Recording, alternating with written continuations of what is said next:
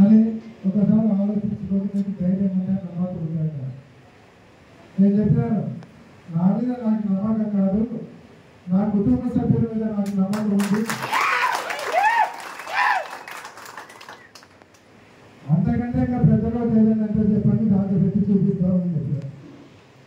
ఎందుకంటే ఇంతవరకు మనం ఏ ప్రోగ్రామ్ చేసుకున్నా ప్రిస్టేజ్గా తీసుకొని మీరందరూ కూడా దాన్ని గ్రాండ్ సక్సెస్ చేసినారు. ఆ ధైర్యం ఉంది రాదు. కాబట్టి ఆ ధైర్యం మీరు ఉండాలనేటువంటి ఆ ధైర్యంతోనే అంత పెద్ద రోజును సెలెక్ట్ చేసుకున్నాం. నిజంగా నాకైతే మీ అందరి మీద నమ్మకం ఉంది.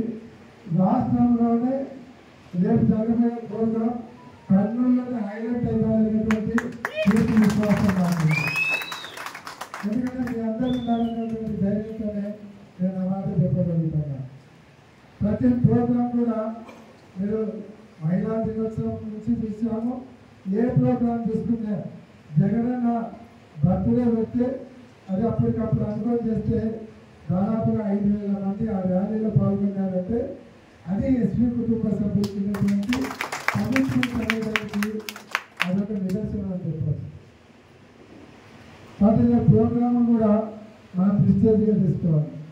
మన యొక్క కాన్స్టిట్యూన్సీని తీసుకొని పోతున్నాం, దాన్ని కూడా వినూత్నంగా చేయాలనేటువంటి ఆలోచన చేస్తున్నాం. రాష్ట్రంలో ఎవరు చేయనటువంటి విధంగా వినూత్న పద్ధతిలో గ్రాండ్ సక్సెస్గా మన టీవీలలో మనకు ఈ 4వ తేదీ అజిటేషన్ గురించి టీవీలలో చూపిస్తే ఎక్కువసార్లు కర్నూలు చూపించే విధంగా మన ప్రోగ్రాం ఉండాలని కూడా నేను కోరుకుంటా ఉన్నాను. కాబట్టి దీన్ని ప్రతి ఒక్కరు ఇందాక నేను ఏదో వచ్చే వాళ్ళందరూ చాలా 10 మంది నమ్మన్నారు. షరీఫ్ అనేది కాదు, ఎవరికి ఎంత శక్తి ఉంటే 10 మందికి మీరు శక్తి ఉంటే 20 మందిని తీసుకొని రావాలి. 50 మంది మీ శక్తి అనుకుంటే 100 మందిని తీసుకొని రావడానికి ప్రయత్నం పెట్టండి.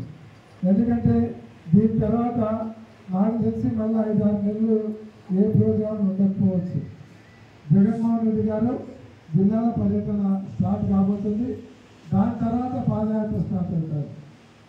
కాబట్టి రాబోయే 5-6 నెలలు కూడా మనకి ప్రోగ్రామ్స్ కూడా ఉండవు.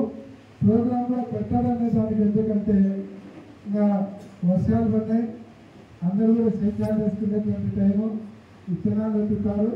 ఈ రాబోయే 4 నెలలు కూడా రైతులందరూ కూడా చాలా బిజీగా ఉండేటువంటి సీజన్ వస్తుంది.